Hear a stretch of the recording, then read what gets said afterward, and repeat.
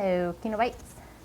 This is the time and place tag, which is a Booktube video, and if you don't like to read or you aren't interested in books, then you should probably just go find something else to do. I'm sure there's lots of cat videos and stupid things on the internet that you can watch, as usual. So basically, this tag is you take 10 books and describe the period of time in your life that you read them and what they remind you of. And yes, so that's about it. I don't have all of these books on hand because most of them are in Ohio because I could only take a small portion of books. They'll get here eventually if my parents ever decide to ship them to me, which seems very, very unlikely. They did come out here and bring some of them, so I have some of them here, but they didn't bring all of them, and really I can't expect them to bring all of my books in their little van because it's a lot. And also some of these books I got from the library because I use the library all the time. Anyway, my first book is Matilda. I read Matilda in the 2nd grade, and I remember my teacher was reading it out loud to us, and I had my own copy of it, and I read along with my teacher, and I just remember my teacher looking at me funny. For some reason, I always thought that she was mad that I was reading it along with her. But I think that really helped me remember the whole story, and I just been in love with Matilda since then because I was always a precocious child. At least I think so. My parents would probably say I was different, but because they like to tell me that my memories are wrong. That's probably a really sad thing to say. I related to Matilda on some front, not necessarily on the family side, but personality-wise, I related to her. And I just love the story and will always love that story. The second book that I pick is not one book, it is a series of books. It's the Saddle Club series. I read it while I was horseback riding. I started riding horses when I was 8 years old, and I rode consistently up until I was 16. I read these books, and they're just about these 3 girls who hang out together at the barn and they ride horses. And there's all these horse-oriented stories, and I was just in love with it. The next book that I'm picking is essentially a part of a series. It's The Interview with the Vampire. I read all of Anne Rice's books that I could at the time while I was in high school, and I would be reading them instead of participating in classes and all that stuff, because I always got really bored in class, and I didn't like most of my teachers, and I would just read when they were instructing, unless it was like English or creative writing or something. I would pay attention in those classes, and I was excelling in them, but outside of that, like math and government and all that stuff, I just didn't care, and so I would just read vampire books the whole time. One of my teachers was saying I was falling behind because I was reading in class, and she wouldn't tell me to my face. She ended up telling my parents that I needed to stop reading in class, which I thought was kind of weird, but at the same time, maybe not. Maybe she just didn't want to call me out in front of the entire class, but she just, most of the time she didn't care. It was just whatever. But yeah, I read in class, and I read during assemblies, and I even read during church because I went to Catholic school. So that's just all I did was read. And next is Lord of the Rings. So the Lord of the Rings trilogy was a big part of my high school life as well, and that's partially because my friends got me into the series, and we went to the movies together in costumes, and we had a great time. As I said in my previous video, we had seen Lord of the Rings at least 8 times, at least for Fellowship of the Ring. The following sequels, we all didn't go as often, but we all saw Fellowship of the Ring at least 8 times. Thinking back on it, I think it's ridiculous that we went there so often. The next is another series, The Hitchhiker's Guide to the Galaxy trilogy series, whatever. This had a big impact on my life because of my relationship with my husband, and I read it in high school, and I met him when I was going into senior year. And when we would talk on webcam a lot because we didn't have, or we weren't very close in distance, but it wasn't really a long distance relationship because he was essentially an hour away. So we talked on webcam, and we had both read Hitchhiker's Guide to the Galaxy, and we just started like going off and talking about it. And I showed it to him on webcam that I had it, and he immediately said, "Will you marry me?" And then eventually I did. And since then, it's like everything's been all about 42. Like we see 42 in everything, and it usually means something to us. And it's kind of silly, but our entire relationship seems to be based around this. We got married with like a Hitchhiker's Guide theme. Not really, but like not in style and dress, because we just kind of eloped in a park, and we were married by my friend.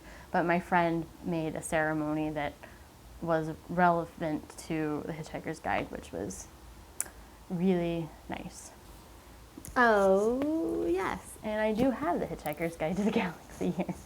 This is one of my copies. This I actually bought for my husband at some point because he lost his. I think he lent it to someone and they never gave it back. And then once we moved in together, we started compiling our books, and we got rid of ones that we had multiple copies of, and we got rid of the copies that we didn't want to keep. And this is a keeper, obviously, because it's shiny. And I think I gave the other books to my nephew.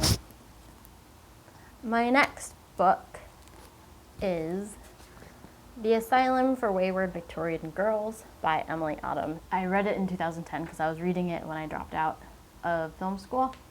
Basically, it's about Emily Autumn's mental health issues, and it's also it's kind of a biography, but at the same time, it's a fabricated biography. There's a lot of fabricated stuff in there mixed in with the truth stuff, and it's like two alternate dimensions, which sometimes I can take, or I could leave it. Some of it's not very good, but I really like the style of the book and like what she did with it, and I thought it was really inspiring, just like how she laid out the pages and self-published it. And I thought the book was amazing, and because I also have dealt with cutting and suicide and mental health issues, I really related to the book. And yes, the book is triggering. It can be triggering if you're in that mindset.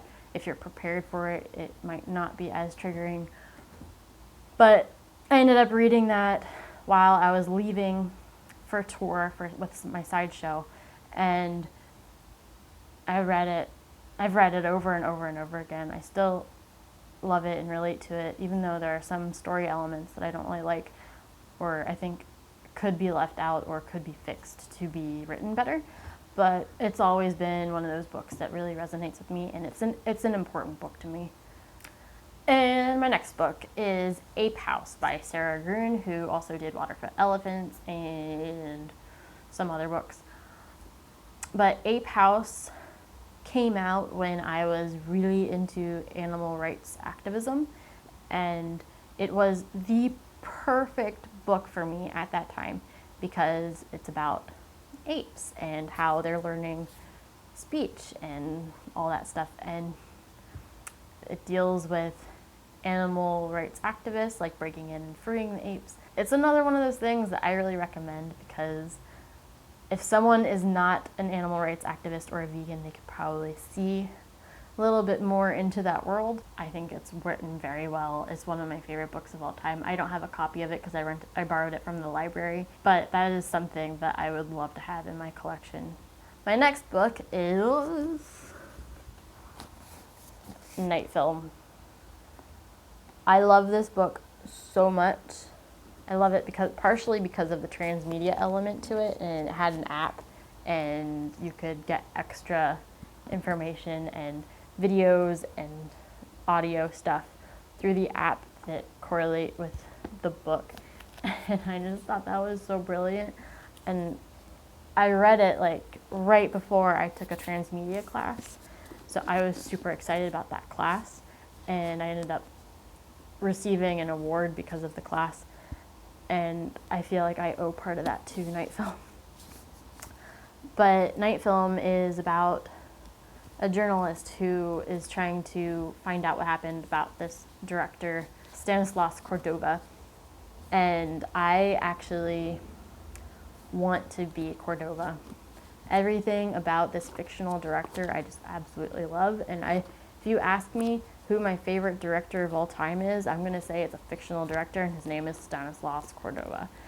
And because I just love it, and I want to see his movies. So my second to last book is You, and I got this book through a Twitter promotion, and I thought, it might be okay. But this is the best thing that I ever got from a Twitter promotion, because please give me more free books. Fucking love free books, especially good ones. This, I was not sure about it at first. I thought it was going to be bad. I didn't really like the first couple sentences, but as I got into it, I really got into it. It's about Joe, who is this really creepy guy who stalks girls, and he thinks he loves them and they love him and all this stuff. And the sequel, Hidden Bodies, is coming out in a couple months, and I'm really excited for it. But this is great. It has Twitter stuff in it, and I read it when I was essentially homeless and couch surfing. I related so much to Joe, especially at that time. Joe and I don't like the same kinds of people. We are very much dissimilar. I absolutely love this book, and if you haven't read it yet, definitely pick it up before Hidden Bodies comes out in February, because if you like American Psycho and all that stuff, this book is for you. Seriously. My final book is Bone Shaker, and this is a Seattle local author, and it's about Seattle. It's steampunk, and it deals with zombies,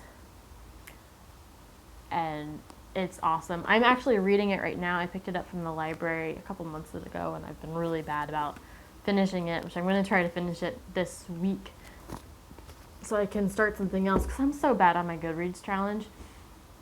This year I said I was going to read 50 or 52 books, and I have not gotten anywhere close. Bad year for reading, I think. But I know that I'm going to be remembering that book forever, because I read it essentially when I moved here, into this apartment, and that was a big moment for me. And because the book is about Seattle, and it actually has a map, and I can find where I live on this map to see if I was going to be, how affected I would have been by the zombie apocalypse essentially that happens in Seattle, if I was going to be inside the wall or outside the wall, which, by the way, I think I'm inside the wall. Well, I would have had to escape. But so far, I am in love with this book, and I cannot wait to finish reading the series. And because I am living here and whatnot, I'm going to remember this forever. And it's very well written, and I cannot wait to see what happens. I'm about halfway through it, so hopefully I can finish it this weekend. So that was the time and place tag. If you want to tag me in any videos, feel free. I will do it. I'm not as much of a jerk as I seem sometimes, I promise. I'm just moody, okay? I'm just moody. I am on all social media. Twitter and Instagram and Facebook are my most active areas other than YouTube. Feel free to follow me there. Please subscribe and like this video if you like it, and if you like more of my stuff, please subscribe. I also have a Patreon now if you want to support me through that. That's awesome. Oh look, there's my cat. Bye-bye!